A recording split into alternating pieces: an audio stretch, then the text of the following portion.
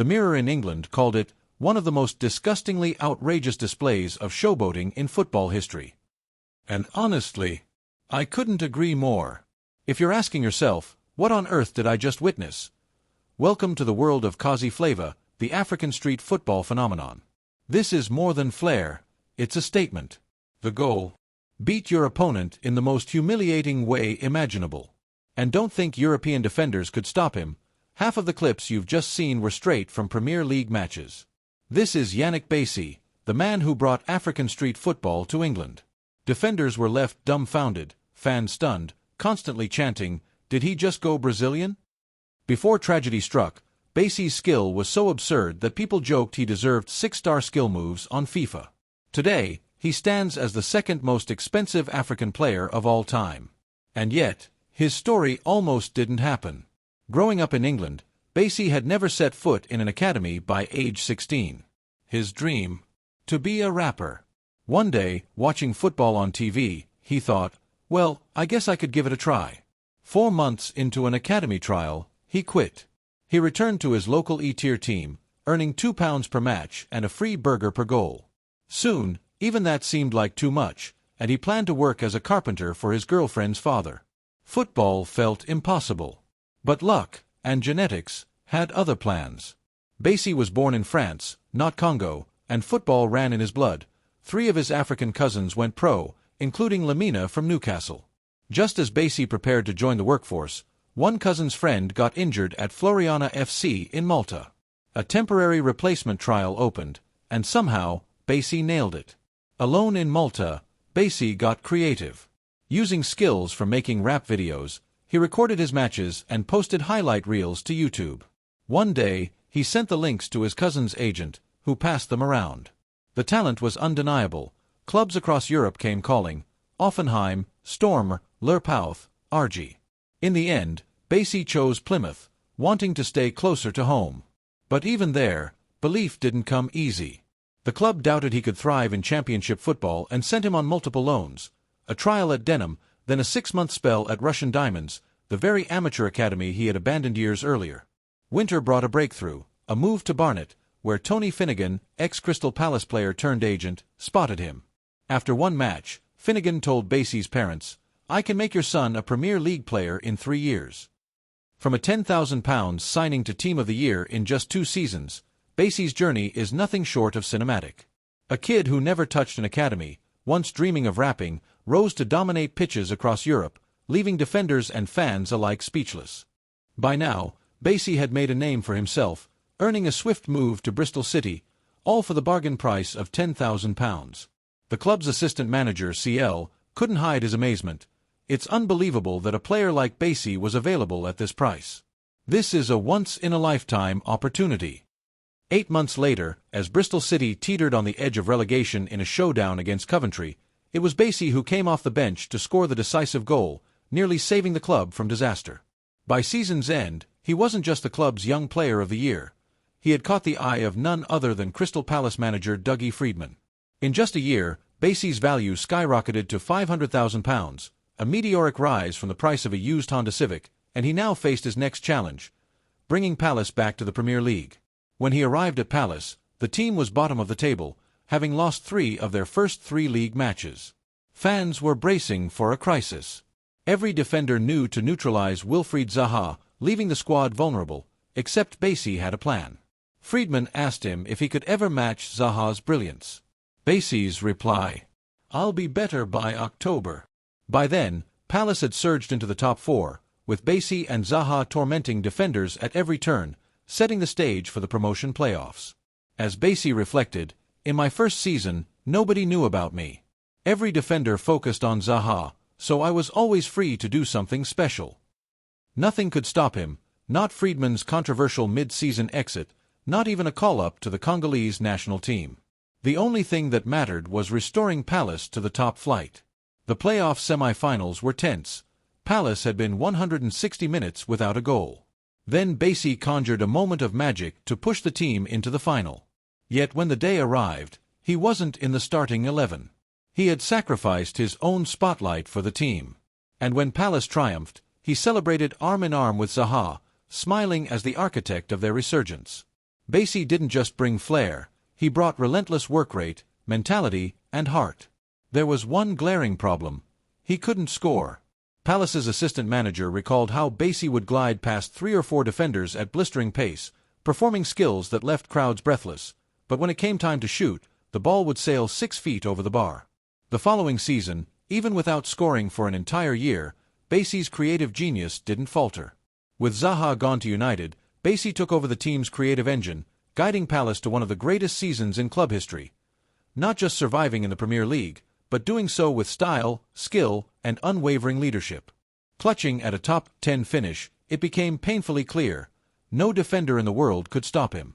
At one point, manager Tony Pulis admitted that Bolasie had so thoroughly humiliated Kyle Walker that he forced Redden to substitute him and rethink his entire defensive strategy.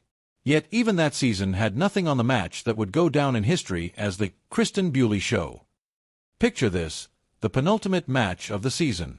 Liverpool needed a blowout victory to keep their title hopes alive.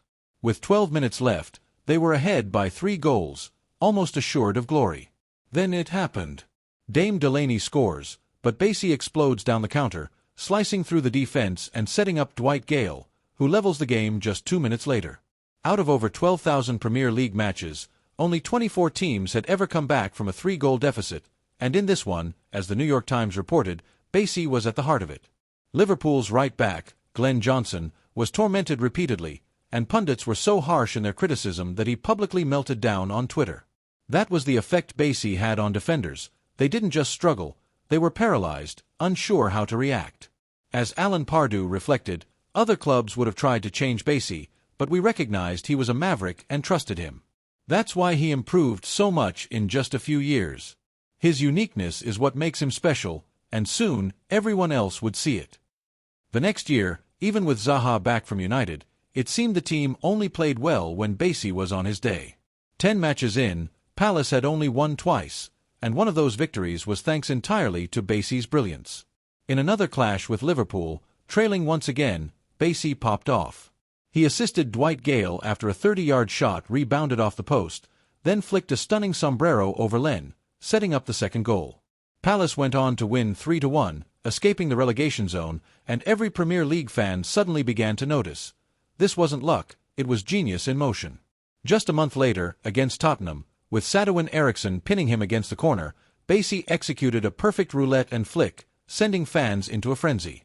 Replays circulated endlessly, fans trying to decode it, only for a teammate to casually tell the press, "He does crazier things in training every day." It's like watching street football live. As much as the Premier League was in awe, history called. Bolasie had made his mark, and soon, the next challenge awaited, a call-up to his first-ever African Cup of Nations, where he would continue to astonish the world. For his first-ever African Cup of Nations, Bolasie didn't hesitate.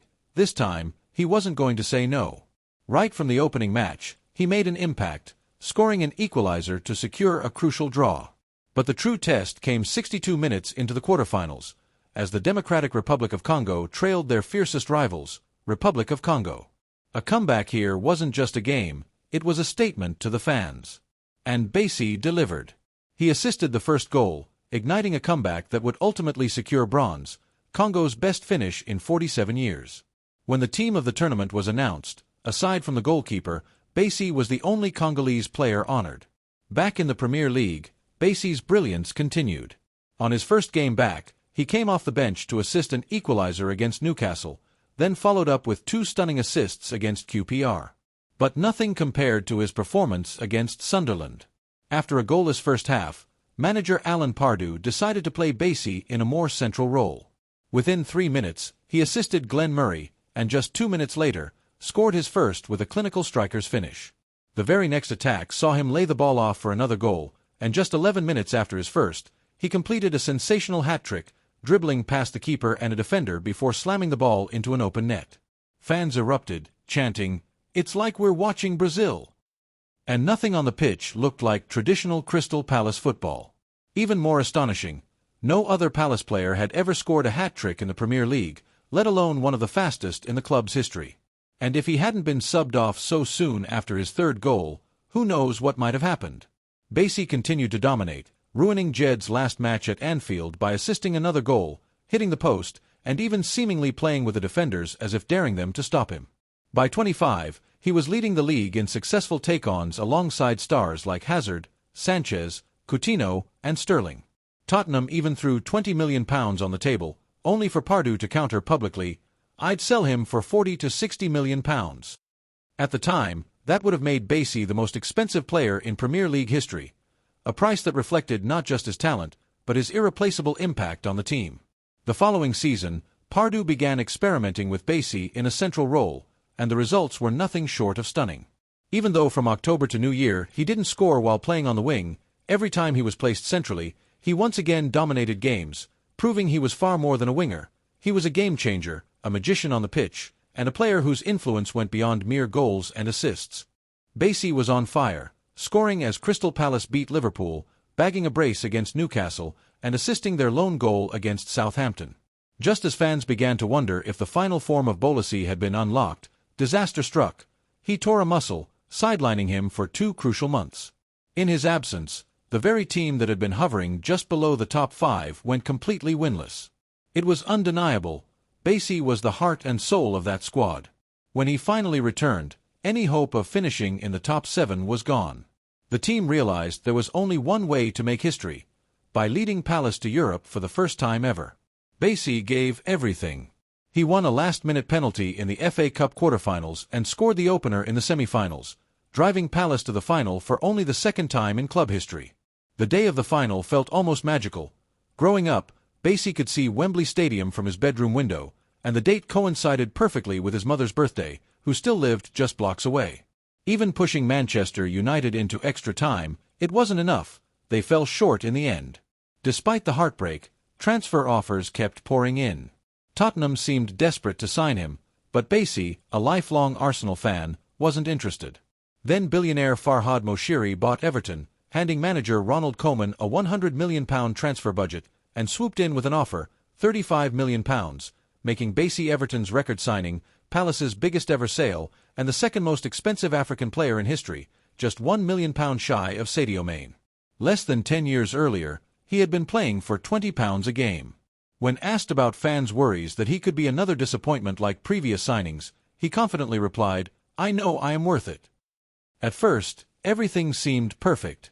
Bolasie and Romelu Lukaku were in perfect sync, even speaking the same Congolese dialect, leaving defenders completely bewildered.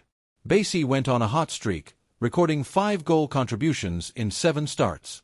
But tragedy struck in a duel against Anthony Martial.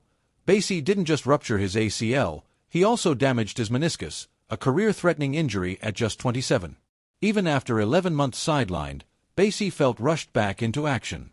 Everton's medical staff hadn't properly cared for him, despite his dedication, staying extra hours at the training ground every day.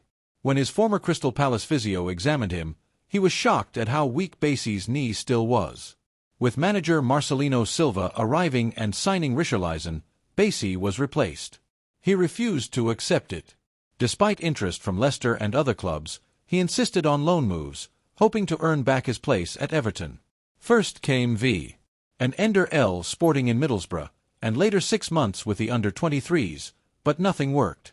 By the time he left Everton, between wages and transfer fees, he had cost roughly £1 million per game played. It seemed completely hopeless. Yet Bolasie's story wasn't over.